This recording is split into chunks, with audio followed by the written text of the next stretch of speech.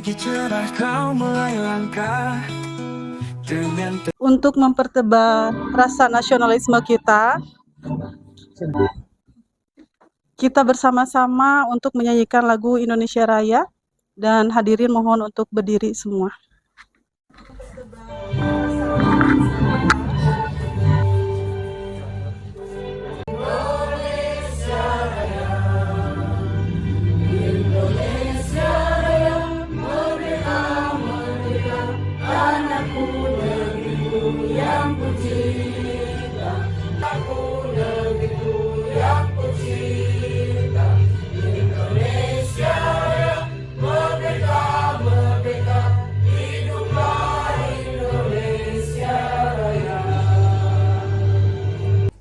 Selanjutnya, agar acara ini berjalan dengan lancar, mari kita berdoa dulu bersama-sama sesuai dengan agama dan kepercayaannya masing-masing.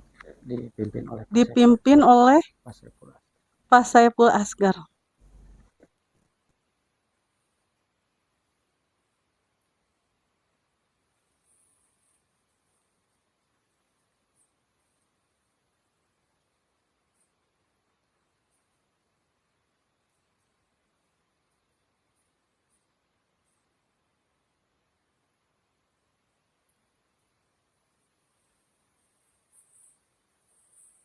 Ya, terima kasih untuk Pak Asgar. Acara selanjutnya itu ke acara inti, yaitu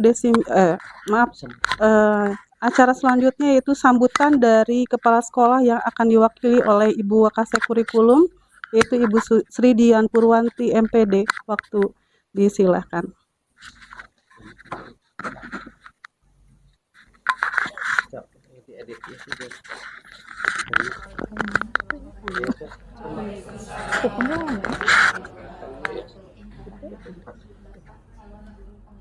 Bismillahirrahmanirrahim. Assalamualaikum warahmatullahi wabarakatuh. Waalaikumsalam warahmatullahi wabarakatuh. Yang terhormat Bapak calon guru penggerak SMA Negeri 3 Banjar warahmatullahi wabarakatuh. Waalaikumsalam.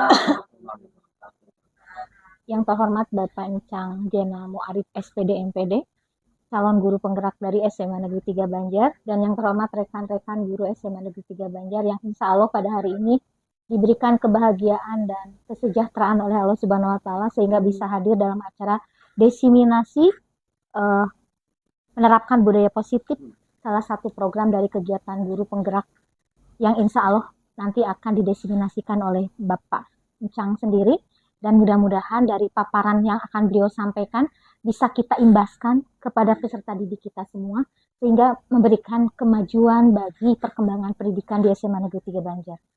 Bapak Ibu hadirin yang berbahagia, mohon maaf saya ditugaskan oleh Bapak Kepala untuk membuka kegiatan ini dengan tidak mengurangi rasa hormat beliau terhadap kegiatan ini, namun ada kegiatan beliau yang sangat-sangat penting yang tidak bisa beliau tinggalkan, sehingga saya ditugaskan beliau untuk membuka kegiatan ini.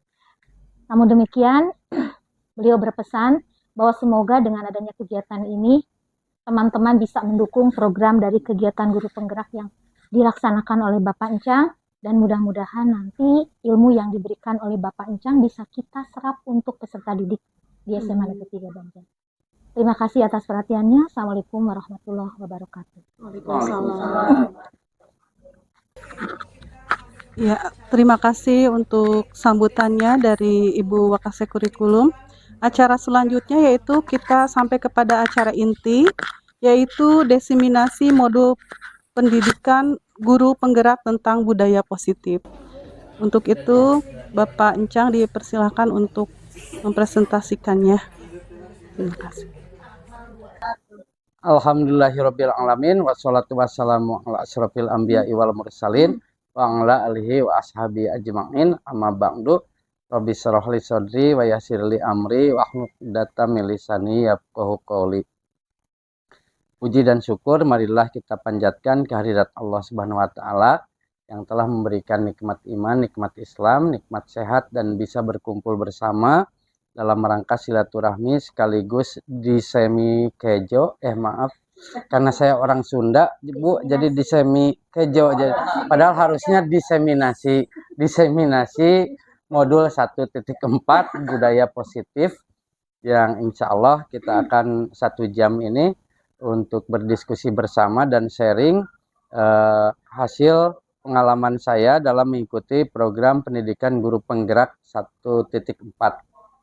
Sholawat serta salam semoga selamanya dicurah limpahkan ke Habibana wa Nabiyana Muhammad Sallallahu Alaihi Wasallam, keluarganya, sahabatnya, tabi'in dan tabiatnya, serta kepada kita semua yang semoga mendapatkan syafaatul uzma di yaumil akhir. Amin ya rabbal alamin. Ibu Wakase Kurikulum yang saya hormati, Bapak Ibu wali kelas yang saya cintai dan saya banggakan. Pertama-tama saya sampaikan ucapan terima kasih yang sebesar-besarnya atas kesediaan Bapak Ibu untuk menghadiri undangan dari saya, dan semoga gerak langkah Bapak Ibu ke ruangan ini dihitung sebagai amal kebajikan yang nantinya akan memberikan manfaat kepada siswa-siswi kita, karena mereka adalah dalam tanda kutip adalah orang-orang yang harus dilayani oleh kita. Dan menurut bahasa Ki Hajar Dewantara, mereka adalah, kita harus menghamba pada mereka, kata Ki Hajar Dewantara. Namun sebelumnya Bapak Ibu, biar nggak terlalu tegang, saya mau ngajak Bapak Ibu main dulu, boleh? Dulunya adalah maju 1 langkah ya. Agus asli orang Bandung, Bambang asli orang Ciamis, Cici asli orang Depok, maka Santi asli orang Jakarta. Aduh, tak acan fokus. Wah, salah, belum fokus. Oke. Lu-nya adalah maju 1 langkah. Agus asli orang Bandung, Bambang asli orang Ciamis, Cici asli orang Depok, maka Santi asli orang, aduh, tak acan, aduh, parah. Can fokus. Maju 1 langkah. Agus asli orang Bandung, Bambang asli orang Ciamis, Cici asli orang Depok, Santi asli orang Jakarta. Allahu Akbar, Ibu Kurikulum ya. Iya. Coknya Agus asli orang Bandung, Bambang Ciamis aslinya, Cici asli orang Depok, maka Santi asli orang Allah Cianjur. Tasik, pintar. Udah fokus, tepuk tangan. Ya, ulangi, berarti Pangkus udah fokus. Cluenya adalah mundur 1 langkah. Ya. Cici asli orang Bandung, Bambang asli orang mananya? Ulah Bambang mah. Titin asli orang Sumedang. Maka orang asli manakah, Dadang? Aduh, ya Allah. Oke. Badai maju, badai mundur. Anu maju gitu acannya. So, Bambang asli orang Ciamis, Cici asli orang Depok, maka Santi asli orang Tasik. Oke. Tadi mah Santi. Ayeuna orang manakah? Oke. Fitri maju 1 langkah. Ya Allah, astagfirullahaladzim. Orang Garut. Ya Allah. Maju 1 langkah. Sekarang cluenya adalah menghitung bulan. 7 tambah 6 sama dengan 1, 6 tambah 6 sama dengan 12. Maka berapakah 5 tambah 9? 5. Allah, ya Allah. Allah. Berapakah 5 tambah 9? Cluenya adalah menghitung bulan. 6 tambah 5 sama dengan 11. September. 6 tambah 5 sama dengan 11. Maka berapakah 7 tambah 6? 13. Ya Allah. 1. 1. Kalau 6 tambah 9? 3. Karena menghitung bulan. Ya Allah. Gusti, tasnya cakap sakitnya. Fokus. Yap. Bapak Ibu, diseminasi budaya positif ini di next aja. Dasar pemikirannya adalah bahwa pendidikan adalah tempat persemaian benih-benih kebudayaan dalam masyarakat. Kata Pak Ki Hajar Dewantara, kita ini bagaikan seorang petani Bapak Ibu ya, yang bertugas menuntun, bukan menuntut. Harus diingat bahwa tugas kita ini menuntun, bukan menuntut. Beda satu huruf, tapi dampaknya dunia dan akhirat Bapak Ibu. Menuntun mereka agar tumbuh dan kembang sesuai dengan kodrat atau kekuatan masing-masing. Bagaikan seorang petani, kita tidak bisa mengubah padi jadi ketimun, jagung jadi padi, atau sebaliknya. Kita hanya menuntun agar mereka dapat memperbaiki lakunya dan tumbuhnya kodrat tersebut bisa menjadi pengantar mereka untuk mencapai keselamatan dan kebahagiaan yang setinggi-tingginya, baik sebagai manusia maupun sebagai anggota masyarakat. Ini semoga menjadi dasar pemikiran bagi kita semua. Bapak Ibu, kalau kita merunut pada kisah Ki Hajar Dewantara, beliau memiliki seorang anak yang memiliki kekurangan yaitu autis. Ketika beliau ditempatkan kalau tidak salah di Belanda di musim dingin, ketika beliau diasingkan di sana, kan beliau juga mengajar, diasingkan di sana, kemudian beliau sedang mengerjakan sesuatu di musim yang dingin itu, anaknya mendekati beliau dan Pak Ki Hajar Dewantara menyuruh anaknya untuk tidak mengganggu dan menyuruhnya keluar. Di luar cuaca dingin dan si anak tersebut kedinginan. Ketika selesai mengerjakan tugasnya, KHD keluar dan beliau menangis, menyesali kenapa saya nggak sampai mengikuti keinginan anak, ikut aja di ruangan bersama saya. Jadi harusnya saya menuntun dia, bukan menuntut dia untuk pergi keluar, tapi bagaimana caranya, dalam bahasa Sundanya ngigelan murang kali, sesuai potensi mereka, sesuai kodrat mereka.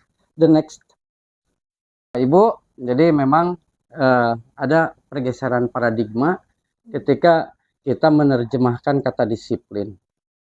Padahal yang sesungguhnya menurut Diana Goshen bahwa disiplin itu berasal dari bahasa Latin disciplina yang artinya belajar.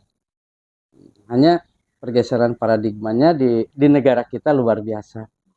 Dua, makna asal dari kata ini berkonotasi dengan disiplin dari murid. Karena ada bahasa Latin yaitu disiplia yang artinya murid. Jadi disiplina belajar, ada juga terjemahan atau sinonimnya disiplia kalau nggak salah artinya murid. Jadi belajar itu artinya sama dengan murid. Murid itu artinya orang yang belajar. Sebetulnya kalau murid ini kalau dirunut dari bahasa Arab artinya orang yang membutuhkan, ini ya Bu Haji. Kalau guru sebagai murad, orang yang dibutuhkan. Disiplin diri membuat orang menggali potensinya menuju sebuah tujuan apa yang dia hargai. Namun di budaya kita, makna disiplin telah bergeser menjadi sesuatu yang dilakukan oleh seseorang atau organisasi pada orang lain untuk mendapatkan kepatuhan. Itu tadi, disiplin bergeser menjadi aturan. Seorang harus patuh tunduk pada aturan, ketika dia melanggar maka ada punishment. Nah itulah hingga membuat kata disiplin itu seolah-olah sesuatu yang sebuah hal yang bikin menakutkan gitu. Abi terluasnya menyebabkan bahwa disiplin menjadi sebuah momok yang menakutkan. Abi terwantun ya resmi. Nah, lanjut. Teman nyontoknya. Maka dari itu tujuan dari modul ini adalah how to change our mindset. Bagaimana kita mengubah mindset kita, pola pikir kita agar menjadi positive mindset. Semua warga sekolah, terutama sekolah yang sudah memiliki teman-teman Bu Uki, Pak As, Pak Dadan, dan saya, agar bisa menebarkan positive mindset di terutama di Bapak Ibu wali kelas dulu yang menjadi ujung tombak. Bahwa dengan budaya positif sebagai perwujudan dari nilai-nilai atau keyakinan universal yang diterapkan di sekolah. Jadi, how to change regulation become itu the culture of positive. Bagaimana mengubah sebuah peraturan menjadi nantinya keyakinan kelas, Bu. Jadi tujuan akhirnya Bapak Ibu wali kelas nanti ada tindak lanjutnya. Mengubah peraturan di kelas menjadi keyakinan kelas. Nanti kita akan pelajari lagi di tahapan berikutnya. The next. Jadi untuk menciptakan budaya positif ini kita akan belajar disiplin, kemudian motivasi perilaku, kemudian keyakinan, kemudian posisi kontrol, dan segitiga restitusi. Ada sana segitiga prostitusi, segitiga restitusi. Lanjut. Oke, Bapak Ibu, kita permainan dulu. Bapak Ibu tolong berhadap-hadapan dengan temannya.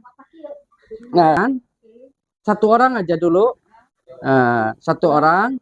Kemudian yang satu bertugas untuk merayu. Merayu agar temannya itu membuka kepalan tangannya itu. Bapak Ibu yang menggenggam kepalan tangannya menganggap bahwa yang di dalam genggaman itu adalah sesuatu yang berharga. Mau berlian, mau uang, kalung atau apapun boleh. Nanti dan pertahankan, jangan sampai, itu terserah Bapak Ibu ya. Nah, yang satu pokoknya merayu, membujuk, menyogok, menyuap atau apapun, silakan usahakan agar lawannya itu atau temannya itu mau membuka kepalan tangannya. Siap? Lawannya harus sampai mau membuka nggak atau? Silakan aja, boleh. Gimana aja hasilnya nanti. Oh gitu. Oke, siap? Oh iyalah. Boleh dirayu.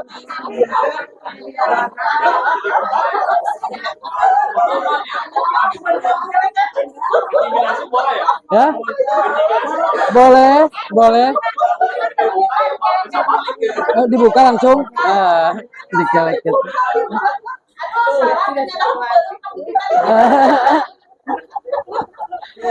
Disuap atau apapun, udah Bapak Ibu? Ya, bagaimana hasilnya? Tidak dibuka.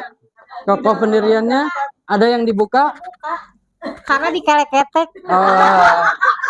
Karena digelitik akhirnya dibuka. Itu keputusan yang membuka siapa? Aku nggak kuat dikeleketek. Oke. Siapa lagi? Dibuka nggak, Bu? Saya tidak dibuka. Kenapa? Teguh pendirian. Teguh pendirian. Dibuka? Tidak. Barang berharga. Jadi yang A tadi membujuk si B agar membuka, dan B ada yang mau, ada yang tidak mau. Itu keputusan ada di siapa? Di anu punya. Keputusannya ada di siapa? Ada di B. Artinya bahwa A sesungguhnya tidak bisa mengontrol si B. Apapun yang dilakukan, A tidak bisa mengontrol B karena keputusan, kebijakan tetap ada di B. Begitu juga dengan guru. Guru tidak bisa mengontrol muridnya. Karena apa? Keputusan ada di mereka. Kita mau memaksa mereka ada tetap di dalam kelas, atau kita mau misalkan memberikan tugas, kita berikan mereka kesempatan untuk mengerjakan tugas di dalam kelas, tetap aja nggak bisa dikontrol, ada aja yang keluar. Karena keputusan ada di mindset mereka gitu ya Bapak Ibu. The next. Nah, itulah kenapa di program Guru Penggerak ini ada salah satu materi yaitu budaya positif. Karena selama ini ternyata Bapak Ibu hidup kita ada di dalam ilusi bahwa guru bisa mengontrol murid gitu. Ilusi bahwa orang dewasa memiliki hak untuk memaksa. Ilusi bahwa kritik dan membuat orang merasa bersalah dapat menguatkan karakter. Ilusi bahwa memarahi siswa bisa mengubah karakter. Ilusi bahwa guru adalah orang paling pintar di kelas. Kita hidup dalam ilusi bahwa kadang kita menjadi manusia, kadang matak istighfar lah, ego. Kita hidup dalam ilusi bahwa kita adalah orang yang lebih baik dibanding murid kita. Padahal ini adalah jebakan Bapak Ibu. Ketika hidup kita udah ada dalam kesombongan, maka sesuatu yang terjadi adalah kejatuhan bagi orang yang sombong. Padahal belum tentu kita hidup lebih baik dibanding murid kita. Ilusi bahwa kita adalah bisa mengatur mereka, gitu, Bapak Ibu. The next, kalau dulu yang dipakai stimulus respon, maka perbedaannya di kurikulum Merdeka adalah teori kontrol. Itu Bapak Ibu. Jadi bagaimana stimulus respon berbeda sekali dengan teori kontrol.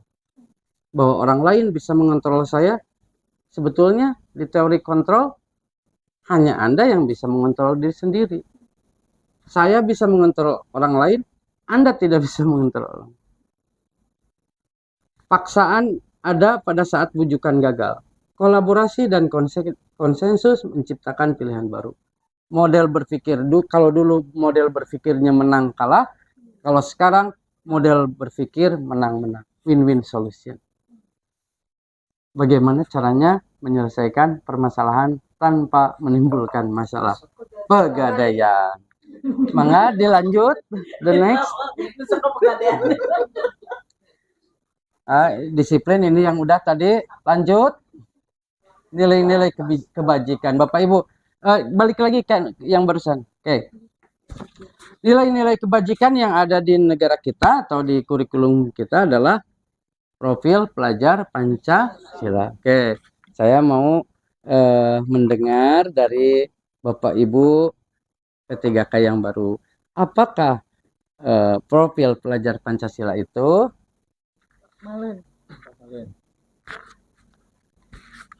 Profil pelajar Pancasila yaitu sebuah gambaran untuk anak-anak bahwa Pancasila itu harus diimplementasikan di kehidupan. Ya, dimensinya apa saja? Nah, itu dia. Lanjut. Ke Pak Saiful. Apakah dimensi profil pelajar Pancasila itu? Dimensi yang mandiri kayak gitu, Pak? Ya, dimensinya berkritis, mandiri, gotong royong, kolaboratif, kreatif, kebinekaan global. Ya. Berkebinekaan global. Pak Arif bisa dibantu?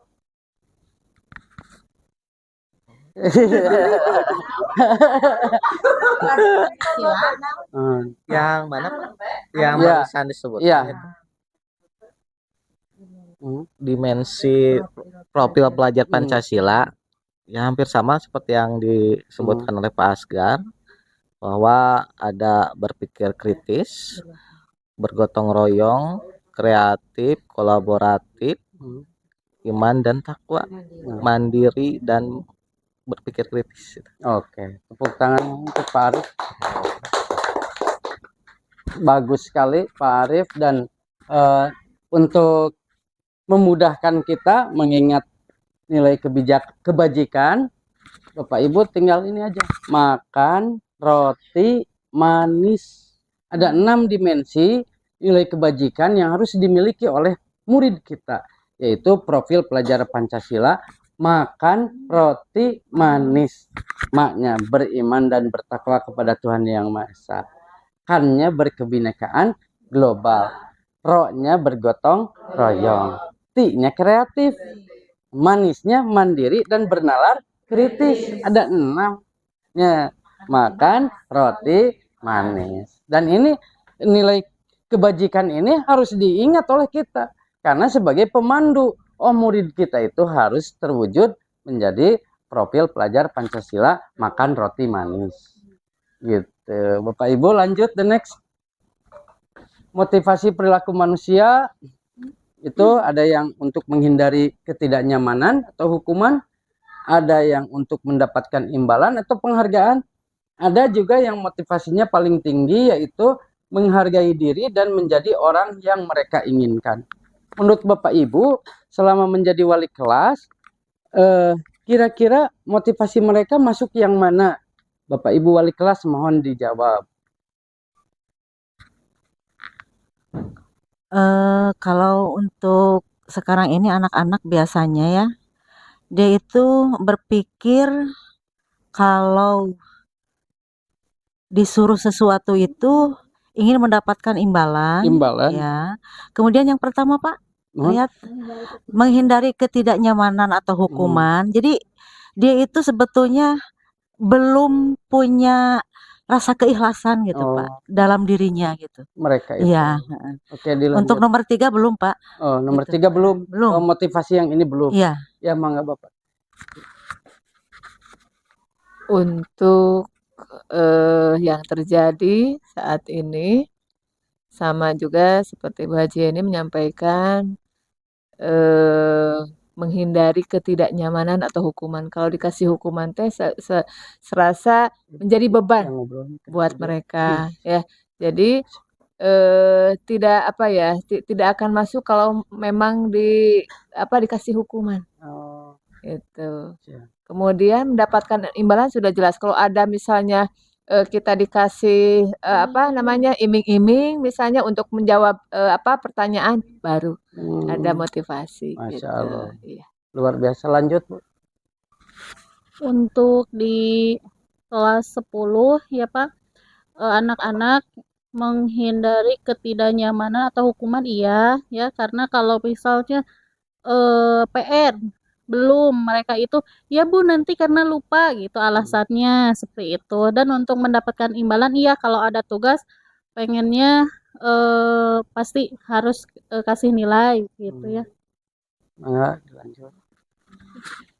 Sepertinya sama juga ya semuanya Pak. Untuk yang menghindari ketidaknyamanan atau hukuman juga semua siswa seperti itu, karena juga ketika mereka berperilaku tidak sesuai aturan juga mereka enggan untuk menerima hukuman. Kemudian juga untuk mendapatkan imbalan dan penghargaan, khususnya di kelas itu mendapatkan nilai, baru ketika ada penambahan nilai baru pada aktif di kelas. Seperti itu. Seperti itu Pak. Lanjut. Pada dasarnya hampir sama ya Pancang. Kalau di kelas itu yang pertama motivasi siswa itu menghindari ketidaknyamanan atau hukuman.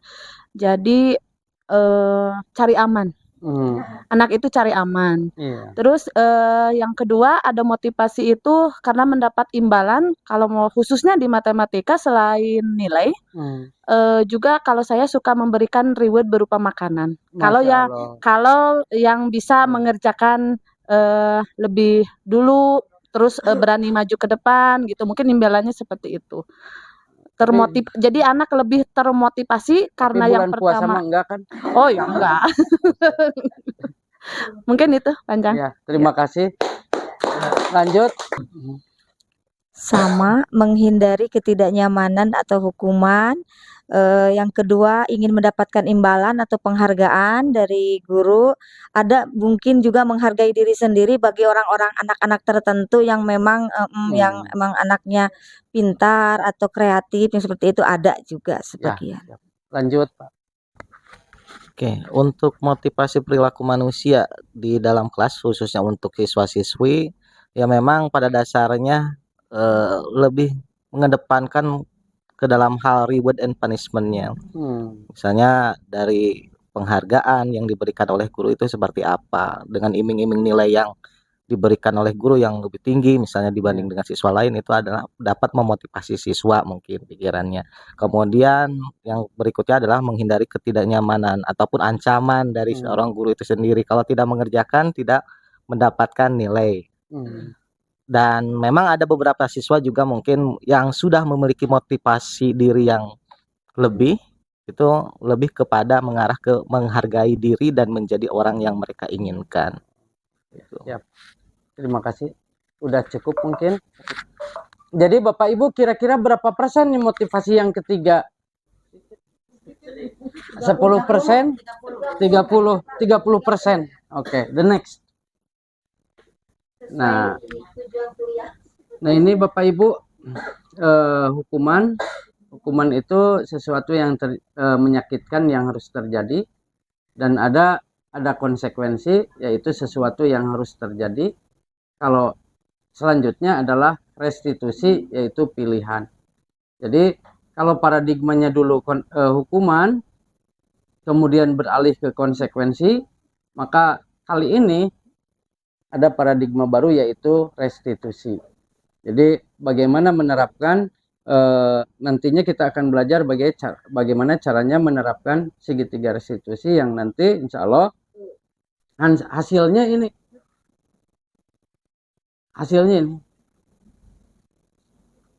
Murid mendapatkan penguatan. Kalau hukuman, murid akan tersakiti. Kalau konsekuensi, murid dibuat tidak nyaman. Kalau restitusi, anak akan mendapatkan penguatan. Restitusi ini alhamdulillah sudah saya pakai di 11.3 Bapak Ibu. Dulu mah reinforcement ya. Ya. Iya. Di wali kelasnya itu Pak Irfan Rona, Bapak Ibu boleh bertanya ke Pak Irfan Rona. Namanya Ervan Danu dan Ferry. Setiap kali saya masuk, mereka telat 30 menit, 20 menit. Saya tanya dari mana? Main dulu Pak, cenah itu lapar. Atau Pak, saya ketiduran di musola.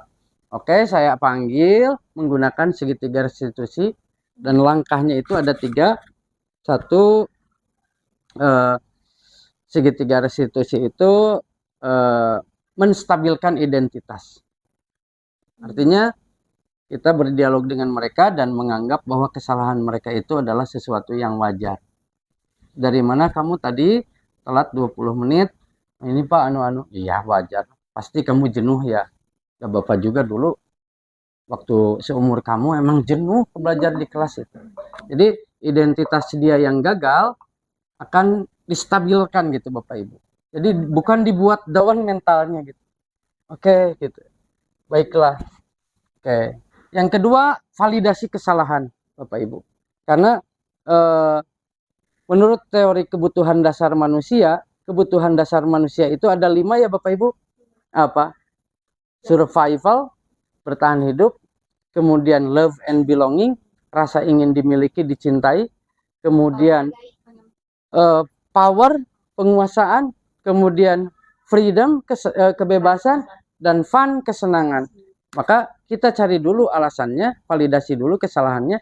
Dia melakukan hal itu untuk memenuhi kebutuhan dasar yang mana? Emang kamu kenapa tadi? Ngantuk Pak. Ngantuk kenapa sih? Tadi malam begadang? Iya Pak. Main apa? Main game. Oh berarti yang dia cari adalah kesenangan. Maka kita tanyakan pada dia, kesenangan kamu itu bisa diganti nggak dengan yang lain? Contohnya kesenangannya bisa nggak kamu ganti jadi Sabtu atau Minggu gitu. Jadi tanyain ke dia gitu. Nah itulah restitusi. Satu, stabilkan identitas, bukan dibuat down atau ngedrop mentalnya. Yang kedua, kemudian validasi kesalahan. Dia melakukan hal itu untuk memenuhi kebutuhan yang mana. Dan yang nomor 3 adalah menanyakan keyakinan. Nah itu nanti yang akan kita terapkan di masing-masing kelas Bapak Ibu, mohon untuk di follow up gitu. Jadi jangan sampai diseminasi ini nggak ada tindak lanjutnya. Keyakinan kelas seperti apa? Ya tadi mengubah peraturan menjadi keyakinan kelas, dan nanti kita akan pelajari. Lanjut. Inilah hukuman. Restitusi akan menciptakan kondisi bagi murid untuk memperbaiki kesalahan mereka sehingga mereka bisa kembali pada kelompok mereka. Pada kejadian Ervan Danu dan Ferry, saya nanya, Bu Haji, ngantuk sih Pak? Yang pertama mah ke kantin, yang kedua mengantuk. Udah 2 kali, baru saya restitusi gitu. Karena kamu lapar ya nggak sarapan? Iya Pak, saya kan cina bangunnya jam 7, setengah 7, 6:15, nggak keburu. Kenapa? Kenapa? Iya itu udah pasti. Kenapa? Gadang Pak, main game. Oh nyatu, udah pasti butuh hiburan hirupnya. Jadi ya seperti itu. Emang di restitusi ini kita menempatkan diri sebagai orang yang ada di dunia mereka gitu Bapak Ibu. Jadi tidak lantas menjudge, mana yang mati sholat. Nah, enggak seperti itu. Ya iyalah pasti kamu anu. Jadi kita memihak dulu mereka supaya apa? Identitas mereka terselamatkan, nggak jadi orang yang gagal gitu. Kemudian validasi kesalahan, tanyakan pada mereka kira-kira apa yang harus dilakukan dan keyakinan kelas yang mana yang dia langgar. Jadi kira-kira keyakinan kelas mana yang kamu langgar. Jadi ketika kita ngajar Bapak Ibu, kita kan masing-masing punya kesepakatan kelas, walaupun bukan wali kelas juga. Nah, saya share di grup, nih Danu sama Ervan melanggar kesepakatan kelas yang mana? Yang ini Pak, yang hadir tepat pada waktu. Jadi kamu telat sekian puluh menit, mau gimana? Iya Pak, saya mau ngejar ini aja. Terus kira-kira ke depannya gimana? Ya Pak, saya nggak akan lagi. Betul Pak. Yakin Pak.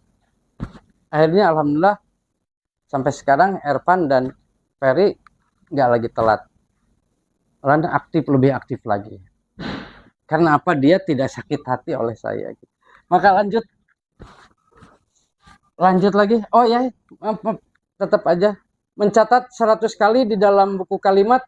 Saya tidak akan terlambat lagi karena terlambat ke sekolah. Ini konsekuensi atau hukuman? Mencatat 100 kali. Lari mengelilingi lapangan basket 2 kali karena terlambat hadir di sekolah. Hukuman. Membersihkan coretan yang dibuat di meja tulis. Konsekuensi. Murid diminta untuk push up 15 kali karena tidak menggunakan masker. Hukuman.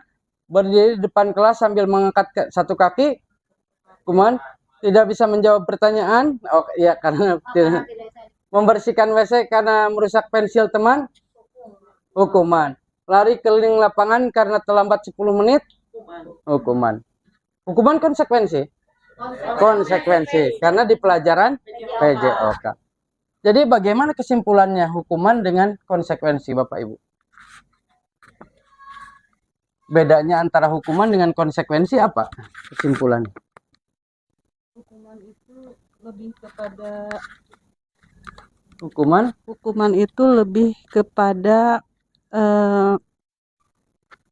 ketentuan yang harus dilakukan oleh dia dalam perilaku ya. Kalau konsekuensi adalah bentuk dari imbas dari perilaku yang dia lakukan, dia langgar gitu. Oke, terima kasih. Jadi konsekuensi adalah imbas dari apa yang dia lakukan dan seimbang gitu ya Bu ya. Apa yang diberikan itu seimbang, sementara hukuman dia karena melanggar dan kemudian seimbang atau tidak. Kalau hukuman dengan apa yang dilakukan tidak seimbang dan tidak ada korelasinya sama sekali gitu ya Bapak Ibu. Maka the next. Oke. Pengaruh jangka pendek dan jangka panjang, penghargaan tidak efektif. Betul salah? Kalau menurut teori kontrol, penghargaan itu tidak efektif Bapak Ibu. Tidak efektif karena akan menimbulkan rasa iri di kalangan yang lain yang tidak diberi penghargaan. Kemudian penghargaan merusak hubungan yang tadi. Ya, si anu mah geuningan. Basa ngajawab leres tadi pasihan mendoan ku burita. Ari urang mah geuningan henteu. Kan tidak selamanya burita bawa mendoan kan. Gitu kan. Geuning burita teh sana pilih kasih abi pentun 100 di pasihan snack. Jangankan itu Pak, anak Ya. saya gini misalnya, Ya. aku dapat 8, padahal aku nggak nyontek, aku Ya. nggak niron, teman-teman aku yang nyontek dan lain-lain dapatnya nilai gede. Terus saya bilangnya gini, nggak usah mikir gitu, yang penting prosesnya. Iya. Biarin dia dapat berapa, yang penting kamu murni hasil sendiri. Jangan pernah nyontek. Ibu nggak pernah minta hasil, ya, ibu minta proses. Anakku kadang gitu, maksudnya tuh gitu Pak. Iya, Maksudnya iya. dia tuh suka iri, temennya dapat 100 gitu, padahal hanya angka. Iya. Padahal hanya angka. Benar. Tapi kan kita lihatnya proses, bukan Iya. angkanya. Iya. Itu enggak. Jadi saya suka tekankan ke anak, kamu mau dapat 5, dapat 6, ibu bangga asal hasil sendiri. Tapi kamu dapat 100, banyak kanan kiri, ibu nggak mau. Tapi kan ya anak kecil mah jangankan itu. Karena anak kecil lihatnya angka, betul. Jangankan angka lah. dikasih tanda bintang di tangan aja jadi. Kemudian penghargaan mengurangi ketepatan, penghargaan mengurangi kualitas. Jadi dengan penghargaan bisa jadi orang jadi terburu-buru, murid menjadi terburu-buru untuk melakukan sesuatu karena ingin segera mendapatkan penghargaan. Penghargaan mematikan kreativitas dan penghargaan menghukum, Bapak Ibu.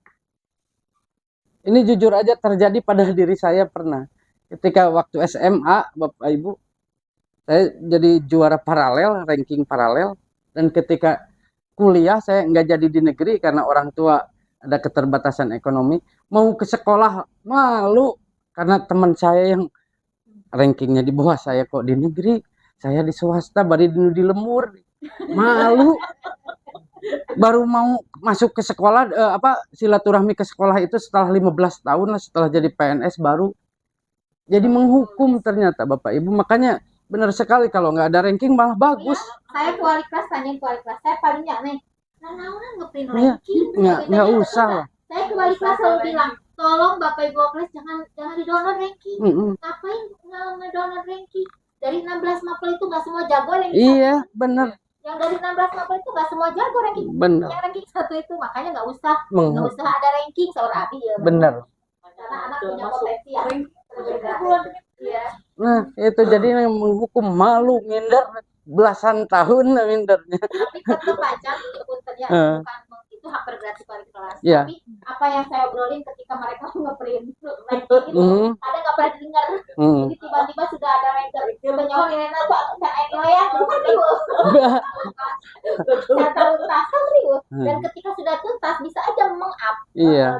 Iya, benar. Jadi nanti mah punten Bapak Ibu nggak usah mendownload ranking. Itu di Darul Huda anak saya Alif rankingnya 21 dari 22. Kan istri nangis. Sana Alif terus iya teuing. Kita nggak butuh ranking. Dia mau ranking berapapun dia spesial dan punya potensi. Ayo kita gali potensinya. Mau jadi apa dia nanti? Saya itu kan protes ini. Ya Ilham yang ini kan biasa ada penghargaan cuma sampai berapa. Teman anak Abi akrab bisa. Anak Abi dipanggil. Dia itu diem di barengan gitu. Saya menunggu sampai saya usap gini. Saya protes ke wali kelasnya. Tolong dong nanti ditambah itu siapa si rewardnya jadi prestasi apa kek kalau nggak semua dikasih iya pakai pas badai naon gitunya jadi neng kita tuh merasakan padahal anak kita menaik gitu tapi karena ia akrab gitunya pas sok kabayang tuh temenan naik ke atas dia nggak dapet apa-apa sogerannya sampai diusapan ku abi teh nanti tahun depan dapat ya aduh bere patron tahun itu samakan aja samakan gitu tak. Angkat Bapak Ibu kelas punten ingat Jadi dilanjut lagi Bapak Ibu maaf. Jadi yang kita gali balik lagi barusan. Yang kita gali adalah ini Bapak Ibu, motivasi dalam diri atau intrinsik. Makanya perlulah keyakinan kelas. Lanjut. Karena keyakinan kelas dibuat berdasarkan curah pendapat dari murid. Murni bukan dari wali kelas atau guru, tapi harus dari murid. Lanjut. Ini Bapak Ibu, kenapa pakai helm pada saat mengendarai kendaraan? Safety? Nah, bukan ya, karena ada takut tilang. Mengapa kita memiliki peraturan tentang penggunaan masker? Karena kita pernah Oke. Jadi ada yang milihnya, ada yang jawabannya motivasi intrinsik demi keselamatan, ada yang jawabnya karena motivasi ekstrinsik takut oleh polisi. Lanjut. Nah, kalau keyakinan kelas Bapak Ibu dibuat berdasarkan kesepakatan antara guru dan siswa bersifat universal, sementara peraturan dibuat biasanya oleh guru bersifat satu arah.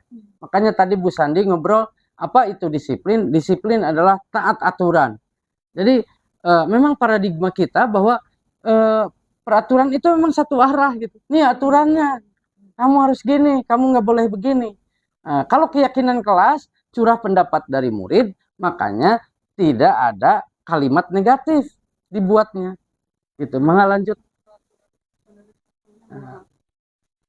Mangga Bapak Ibu nanti untuk di kelasnya masing-masing dimohon untuk menindaklanjuti prosedurnya seperti ini. Mempersilahkan warga atau siswa untuk mencurahkan ide tentang peraturan yang akan disepakati. Namun tolong jangan sampai tidak menggunakan kalimat negatif ya. Mencatat semua masukan, ganti kalimat negatif menjadi positif. Mencatat semua masukan dari siswa dan ganti kalimat negatif menjadi positif. Misalnya, dilarang membuang sampah sembarangan. Diganti menjadi itu pertama sarkastik ya, bukan negatif lagi.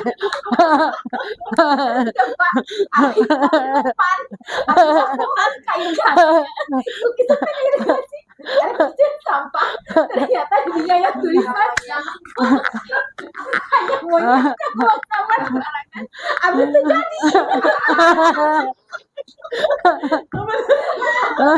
asli dirgasi Nah, Bapak Ibu, berarti dilarang membuang sampah sembarangan diganti menjadi bagaimana? buang sampah pada tempatnya. Nah, buanglah mantan pada temannya. Ya. Kemudian tinjau kembali curahan pendapat yang terkumpul dan susun menjadi keyakinan kelas. Kemudian tinjau ulang keyakinan kelas yang sudah tersusun. Kemudian siswa menyetujui dan menandatanganinya. Keyakinan kelas ditempel di dinding kelas. Semua siswa menandatangani. Jadi, ini adalah keyakinan kelas yang kalian sepakati. Ibu berguna atau Bapak berperan sebagai pemantau. Apakah kalian melakukan atau mengimplementasikan keyakinan kelas itu? Lanjut. Nah, jadi Bapak Ibu, 5 posisi kontrol ini ada sebagai pemberi hukuman. Kita ini berperan dulu kemarin sebagai pemberi hukuman mungkin ya. Anak datang terlambat, kalau ini sebagai pembuat merasa bersalah, suka ada kadang, kamu nggak kasihan ke ibu? Ibu tuh udah capek jadi balik kelas teh. Sakayan gitu. Oh, supaya timbul rasa bersalah di budak teh. Sugan we dina hate teh robah di kitu tuh. Ibu teh ngurus keluarga, ngurus kamu. Beak we acting nyatanya. Ada yang sebagai teman. Dan ini juga bahaya loh. Gini, datang terlambat. Mun lain bapak mah kamu geus dihukum. Ya malah tempona bapak we. Geus we ulah ngalakukeun eta dinya tempona bapak we. Bapak yuk. Waduh nya. Bapak yuk. Yo, akhirnya dia menghargai aturan karena bapak guru itu. Dan dia ada ketergantungan kepada bapak guru itu. Gitu. Kalau kepada guru yang lain dia nggak nurut, tapi nurutnya ku eta. Gitu. Kemudian ada pemantau. Kalau pemantau dia lebih formal. Nah, ini aturannya. Ini keyakinan kelas yang dibuat. Berarti kamu melanggar ini ada konsekuensi. Jadi itu formal we kumaha siga di kepolisian lah benernya. Ini. Kalau yang berikutnya adalah sebagai manajer. Kalau manajer dia melakukan segitiga restitusi. Bapak Ibu. Ada atau tidak ada dia, karena pemantau ini harus ada dia terus. Jadi kalau dia ngajar harus ada terus dia. Nggak bisa nggak ngasih tugas berarti udah anak nggak benar. Tapi kalau manajer dia pergi pun ketika dia udah komitmen dengan anak, dengan keyakinan kelasnya, dia melakukan segitiga restitusi. Jika ada anak yang melanggar keyakinan kelas, maka dia aman aja. Lanjut. Jadi Bapak Ibu, selama ini Bapak Ibu sebagai apa posisinya? Manajer? Pemantau? Ada yang menjadi pembuat rasa bersalah? Ada. Pemberi hukuman? Tidak. Kalau dengan memberikan rasa bersalah, apakah mental anak baik atau buruk? Buruk. Karena identitasnya jadi nggak stabil ya. Jadi di segitiga restitusi itu justru yang diutamakan stabilkan identitas. Kalau memberikan pandangan bahwa perilaku itu salah, Nah, Ada di tiga restitusi kan, ada di validasi kesalahan. Kamu udah terlambat sekian. Nanti ada contoh kalimat. Oke, lanjut. Oh, videonya. Oke. Nih, video YouTube-nya yang 5 posisi kontrol dalam restitusi adalah proses perjalanan seorang pendidik agar dapat mengenali dirinya. Pada video kali ini, kita akan membahas tentang 5 posisi kontrol yang dikembangkan oleh Diane Gosson dan contoh penerapannya.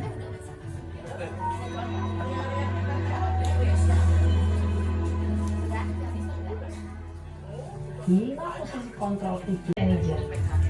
Untuk lebih memahami kelima posisi tersebut, mari kita saksikan kasus Naren yang terlambat hadir 20 menit di sekolah dan melihat bagaimana kelima posisi kontrol dalam menghadapi masalah tersebut. Intinya pemberi hukuman itu nggak bertanya alasan kenapa dia melakukan kesalahan. Sini kamu! Dasar pemalas! Gak kapok kau! Udah berapa kali terlambat? Sana! Kamu keliling lapangan basket 2 kali. Kenapa saya harus keliling lapangan basket, Bu? Kenapa? Kamu melawan ibu? Berani-beraninya jawab. Sudah terlambat, masih berani jawab pula. Keliling lapangan basket 5 kali sekalian, biar kapok. Cepat! Pergi sana ke lapangan basket. Posisi penghukum biasanya berbicara dengan nada tinggi, menghardik, menunjuk-nunjuk, menyakiti, dan menyindir. Hukuman bisa berupa fisik maupun psikis. Ibu dan bapak guru hebat. Dampak yang terjadi pada murid ketika guru berada pada posisi penghukum adalah murid cenderung akan memberontak, bahkan menyimpan dendam.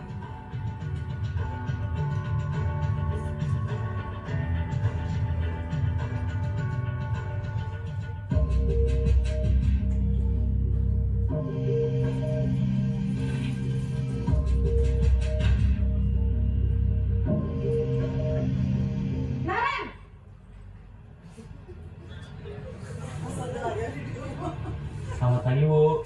Naren, kamu kenapa terlambat lagi, nak? Ya Tuhan, Naren, kamu senang ya bikin ibu susah ya? Kalau kamu terlambat lagi, nanti ibu yang ditegur bapak kepala sekolah, nak. Disangka ibu tidak bisa membina kamu. Duh, gimana ini? Maaf, Bu. Duh, Gusti Naren, kamu suka ya kalau ibu ditegur bapak kepala sekolah? Terus, sekarang ibu harus tulis apa yang di buku absen? Ini kamu sudah sering terlambat loh. Ibu harus apa coba? Maaf, Bu. Maaf sekali. Ya sudah, lain kali jangan bikin ibu susah lagi ya, nak ya. Ibu tidak akan kuat lagi kalau kamu begini terus. Bisa jantungan kalau ibu ditegur bapak kepala sekolah. Sana cepat ke kelas. Maaf ya, Bu. Maaf sekali. Selamat pagi, Bu. Wah, sudah jam berapa ini, nak? Terlambat lagi ya, sayang. Iya, Bu. Habis ibu saya lupa bangunkan saya, Bu. Kamu malah menyalahkan ibu kamu. Kamu bukannya anak yang larinya paling kencang. Kok terlambat sih? Iya, Bu. Saya memang terlambat bangun tadi. Jadi, biarpun saya lari kencang, tetap gak kekejar, Bu. Ya sudah sana. Nanti lain kali larinya lebih kencang lagi ya. Biar gak terlambat lagi. Bikin seneng ibu. Demi ibu. Bisa kan? Bisa lah, Bu. Ya sudah sana masuk kelas. Ibu beresin urusan absen kamu. Kamu ini ada-ada saja.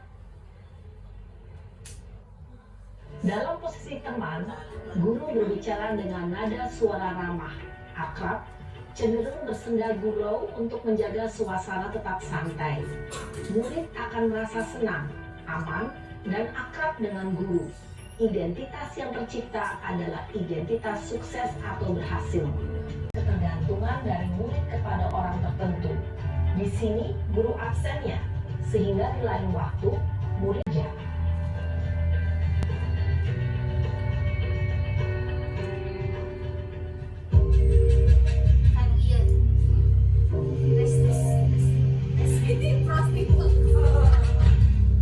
Apa peraturan sekolah kita tentang jam berapa kita harus masuk sekolah, nak? Kita harus di sekolah jam 7, Bu. Iya, betul. Sekarang sudah jam 7.20. Naren sudah tahu konsekuensinya jika terlambat hadir. Paham, Bu. Saya harus tinggal kelas pas jam istirahat selama 20 menit. Iya, benar. Konsekuensinya demikian. Jadi nanti jam 9.30 pas istirahat, kamu harus tinggal di kelas, kerjakan tugas tambahan untuk Jam istirahat selama 20 menit. Iya, benar. Konsekuensinya demikian. Jadi nanti jam 9.30 pas istirahat, kamu harus tinggal di kelas, kerjakan tugas tambahan untuk ketertinggalan kamu, ya? Baik, Bu. Posisi pemantau mengandalkan penghitungan atau data untuk mengontrol.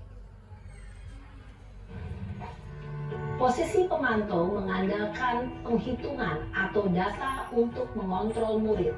Guru mengarahkan murid berdasarkan peraturan dan konsekuensi.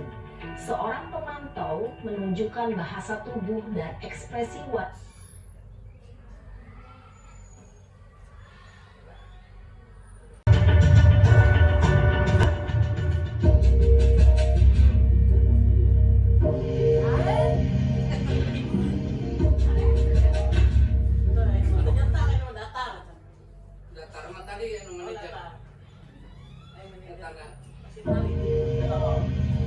Naren!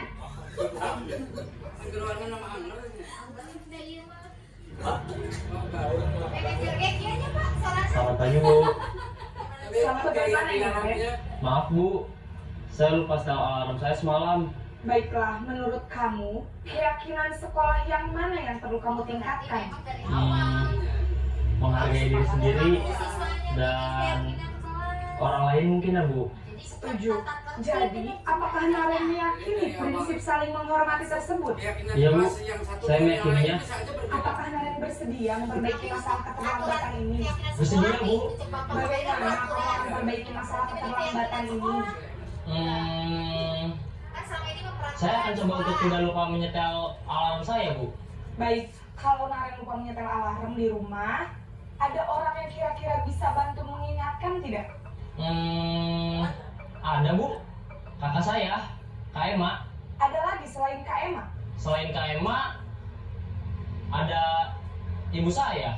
Baik, jadi yang mengingatkan Naren adalah Kak Emma dan ibu kamu ya? Kira-kira akan mulai setel alarm kapan nih, Naren? Setelah pulang sekolah, akan segera saya lakukan. Baik, jadi Naren akan setel alarm untuk bangun besok pagi. Jadi Bapak Ibu tetap aja anak tidak lupa bahwa dia memang salah. Tapi restitusi dilakukan bukan untuk menebus kesalahan dan mencari siapa yang salah, tapi restitusi dilakukan bagaimana mencari solusi dari masalah. Dan murid diminta untuk mencari, dibantu dan diminta untuk memikirkan solusi yang harus dia lakukan agar kesalahan itu tidak diulang di kemudian hari. Mungkin itu Bapak Ibu, karena waktunya sudah habis, saya minta Bapak Ibu menindaklanjuti apa yang kita pelajari hari ini dengan membuat keyakinan kelas di kelas masing-masing, dan mohon Bapak Ibu mengirimkan dokumentasinya berupa foto atau video dan dikirim ke WA saya untuk di-upload di video YouTube yang saya laporkan nanti ke BBGP. Kira-kira kapan Bapak Ibu akan menyelesaikan keyakinan kelasnya? Dari awal kemarin ajaran baru. Sepertinya tidak apa-apa untuk sekarang mungkin. Ya, iya. Kalau dari awal lebih bagus lagi.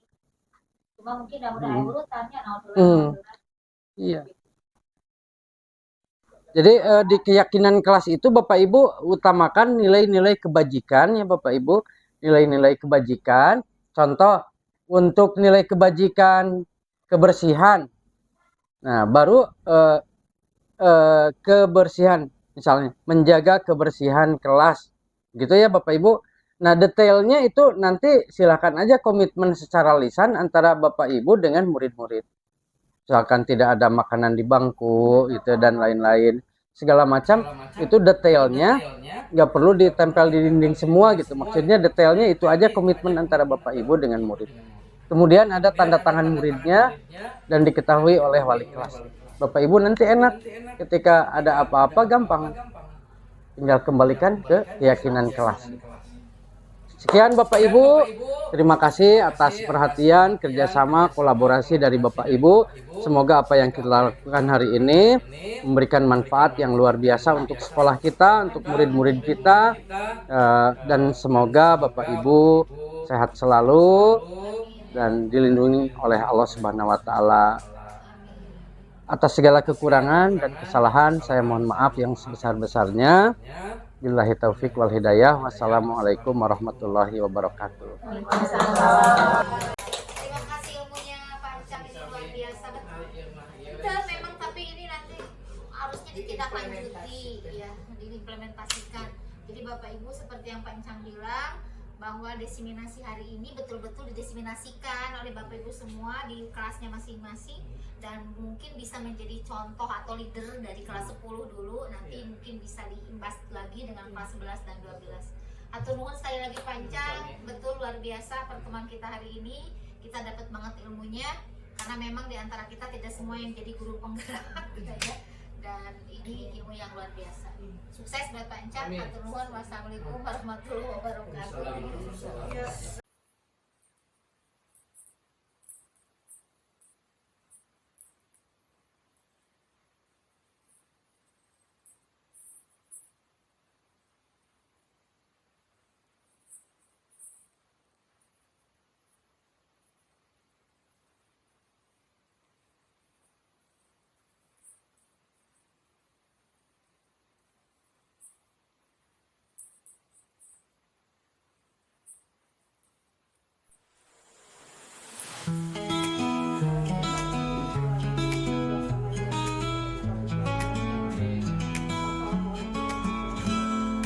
Pagi cerah kau mulai langkah, dengan tekad kuat di setiap napas.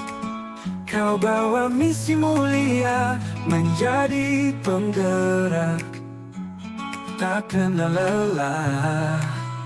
Semangatmu membara, guru penggerak tercinta, menggugah jiwa penuh rasa cinta.